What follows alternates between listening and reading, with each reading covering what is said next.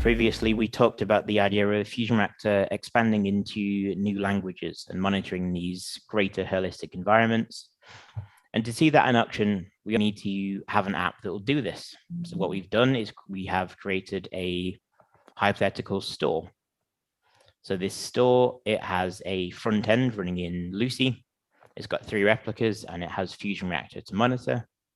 We have an order processor, which is written in Java. It has 2 replicas, and this is using OpenTelemetry, not FusionReactor, basically for the purpose of showing the linked data, but it could also use FusionReactor here. We have a shipping processor written in Node, again using Otel, there's only one of those. And we have a scheduled task written in Go as an inventory processor. Effectively, that checks stock levels and will then trigger events based on what it needs to do. But all of these are in different languages and they're all connected by a central database, yes, and an event bus. So just before we go into a distributed trace, I want to start with how that compares to a current transaction in FusionReactor. So to do that, what I'll do is I'll take any trace, for example, this product one here. So here we can see we have a call to our products page in our store app. And here it's got 2 children. It's got a JDBC select, and it goes to some random API that we're just using. It could be Stripe, it could be Google Analytics, whatever that would be. But the trouble is, as soon as it goes to another system, you lose the context of that trace. And that's because the trace context ends at this point. It's not passed forward to the next trace where it can then all be linked together. And that's where distributed tracing and using tracing rather than transactions gives us a benefit. So with tracing, currently I do need to utilize our new Explore UI. We will be bringing the distributed tracing into the servers and applications you're used to going forward. We're just not quite there yet. But effectively in traces, we have a simple search capability right now. So we can say, we have all of our services here. We have our span routes and our span names. We can do tags like status code, and we can do duration. So something simple we could do, for example, is I want to filter on any request that has a status code 500, and I use that with a tag search. I run this, and then here I have lots of buy now pages that have errors attached to them. So if I view the trace itself, we can see here it has no children. It didn't do any database or anything like that. We have the tags of metrics, again, not quite rendered as nicely as the servers yet, but this is obviously still a work in progress. We do have, however, things like the stack trace here, and we have also a link to logs. So in the logs, here I can view my log. In this case, it was my payment declined exception and my stack trace that went with it.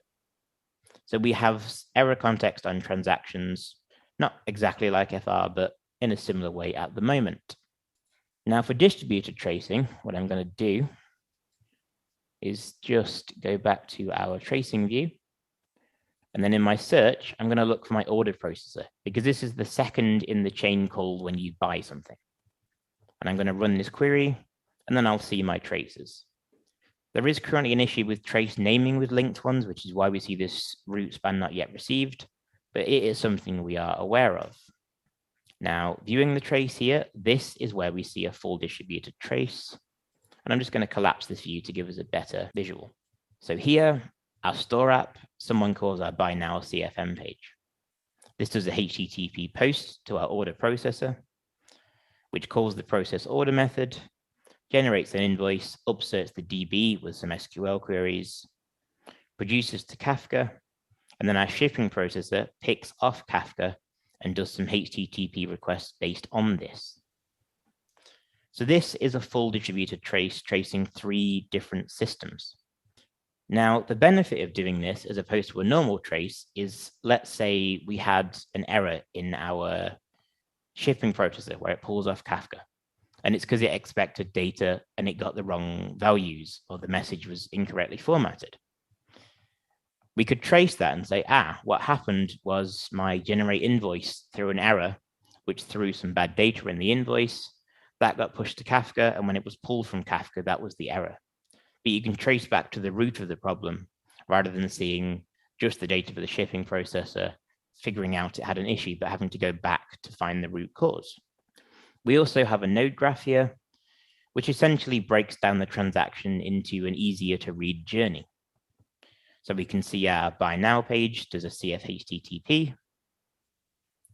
The CF-HTTP goes to order processor. This generates an invoice. It does an upsert DB with some database calls. It produces to Kafka. And then here our shipping process takes from Kafka and does a few HTTP calls of its own. And this is all one journey. This is one user doing one action, essentially. Now, Explore can obviously do more than just traces. It can do logs and it can do metrics. So logs, this is going to take into account any log line or any log we've ever sent. So here I can see in my browser, I have logs for my CF stores, and I have logs from my inventory, order, and shipping processes. So if I take my order processor and show the logs, this app doesn't really log much. It doesn't really have any errors, but here we can just see the topic it's pulling from Kafka, essentially. If we take our CF store log, we'll see here we've got a lot more data. We have a few monitoring logs, things like this as well, along with any stack traces we might have. What we can also do for any logs with a trace ID is we can click on the log line and go straight to open our trace. So this log belonged to a login CFM call, which did a few database bits of work.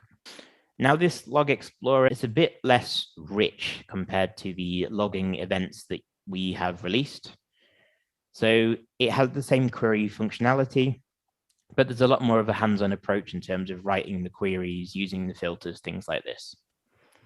But it has effectively the same power at the end of the day. Now, along with logs, we of course have metrics.